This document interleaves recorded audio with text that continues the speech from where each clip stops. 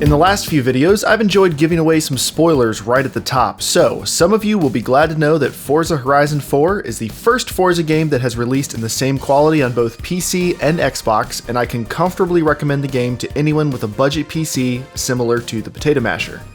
It took Playground Studios a few releases to figure out the PC, but Forza Horizon 4 is beautiful, it scales well, and it runs respectably on the Potato Masher.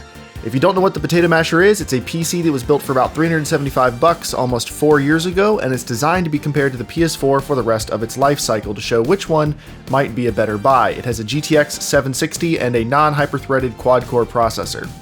Thank you to my Patreon supporters that helped make this series possible, and let's get to it. While editing, I noticed a few hitches in the video for both systems. It turns out I had a small issue with my recording setup, but the issue is with the footage, not either system. I wanted to say that up front because the game runs really well, but if you've been following my coverage of the Forza series on PC the last few years, you're probably expecting frame rate drops, high VRAM usage, stuttering menus, and more, but like I said, this is the first PC Forza game where I've seen none of that so far. Here's the in-game benchmark running at 1080p and medium settings trying to lock at 30 FPS. It's not a solid lock here in this busier section, although a stable 30 is no problem once you reach the countryside.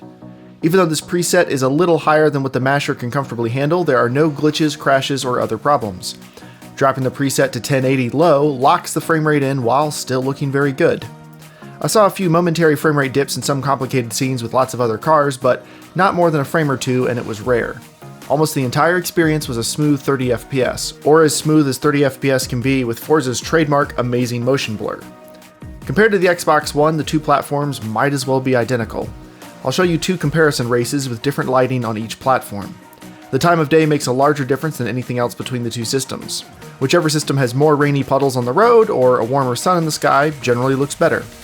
Textures, anti-aliasing, reflections, car models, and pretty much everything else are identical or close enough that I can't find the differences. Both platforms sit in the shadow of the Potato Masher Pro and Xbox One X, but look fine on their own. Already at 1080p and low settings, the only hope for 60 FPS on the Masher is 720p. At very low settings, it can't manage a solid 60 FPS, often stuck in the 40s and 50s.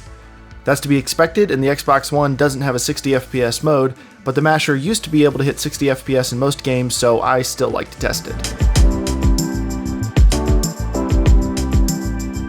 This is a shorter video than normal and fairly straightforward. For a Forza game, that's awesome, especially if you have multiple consoles or PCs. I've played some Horizon 4 in my office on my PC, and then been in the mood later when I'm in the theater with the Xbox, and just switched over and picked up right where I left off.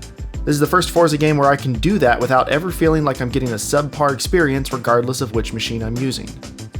A big thank you to everyone who supports me on Patreon, and if you'd like to, check out the description.